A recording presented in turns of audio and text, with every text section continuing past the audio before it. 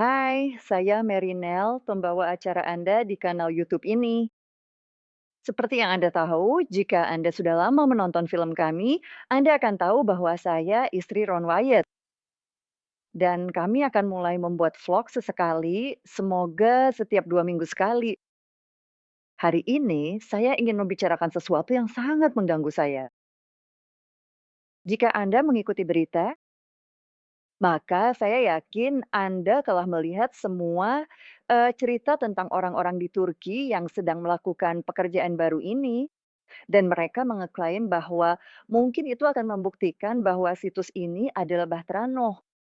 Nah, kenyataannya adalah itu sudah terbukti sebagai Bahtera Noh sejak lama, dan apa yang ingin mereka lakukan adalah hal pertama yang dilakukan Ron kembali pada tahun 1979.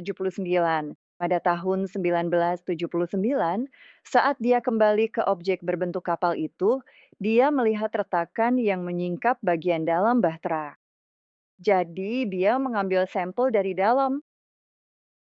Lalu dia pergi keluar situs dan mengambil sampel, lalu membawanya pulang dan mengujinya di laboratorium Galbraith di Knoxville, Tennessee. Dan apa yang mereka buktiin? Adalah bahwa ada perbedaan yang sangat besar dalam kandungan karbon dari dalam kapal dan luar bentuk tersebut. Apa yang mereka temukan adalah bahwa ada perbedaan karbon yang sangat besar. Ini dilakukan pada tahun 1979, dilakukan lagi pada tahun 1984. Namun ada orang yang mengatakan, "Oh, kami punya informasi baru yang menarik ini." Ya, itu tidak baru dan itu juga tidak akan membuktikan bahwa mungkin ini Bahtera Noh, karena dulu pemerintah Turki menerima semua bukti, baik dari Ron maupun dari para ilmuwan Turki. Itu cukup untuk meyakinkan mereka bahwa, ya ini adalah kapal kuno dan pastilah Bahtera Noh karena lokasinya dan segalanya. Jadi saya ingin Anda berhati-hati dengan apa yang Anda tonton, apa yang Anda dengar, dan terutama jika orang meminta uang atau semacamnya, karena semua pekerjaan ini telah dilakukan. Dan sekarang saya akan menghadirkan Dokter Bill Shea dari Institut Riset Alkitab di Silver Spring, Maryland, yang bekerja dengan Ron pada waktu itu. Dia akan menjelaskan apa yang terjadi dan hasilnya.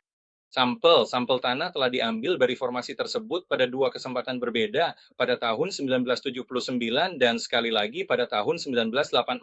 Sampel tahun 1979 itulah yang pertama kali memberikan petunjuk bahwa ada perbedaan nyata dalam jumlah karbon di dalam formasi dibandingkan dengan lahan di luar formasi tersebut. Saya membawa laporannya di sini. Laporan itu dikerjain di laboratorium Galbraith. Saya yakin itu berada di Knoxville, Tennessee. Dan kandungan karbon dari sampel nomor 2 yang diambil dari dalam formasi adalah 4,95%. Kandungan karbon tanah dari luar formasi, yaitu sampel nomor 1, adalah 1,88%. Atau ada perbedaan sekitar 2% di lahan luar formasi dan 5% di lahan dalam formasi. Nah, telah diamati bahwa mungkin sebagian karbon ini disebabkan oleh pertanian di atas formasi tersebut. Memang benar, itu telah digunain untuk lahan pengembalaan. Tapi Ron mengambil sampel ini, setahu saya, pada suatu waktu di tahun setelah gempa bumi yang benar-benar meretapkan sebagian formasi hingga terbuka. Jadi dia bisa turun ke celah itu, atau apapun sebutannya, dan mendapatkan sampel baru yang relatif segar, yang tidak akan terkontaminasi oleh pertanian. Dan hal yang paling mengganggu saya mungkin adalah kenyataan bahwa ada orang-orang yang berkata, "Oh, mungkin kita bisa membuktikan ini adalah Bahtera Noh." Mereka mengabaikan bertahun-tahun kerja keras, Ron.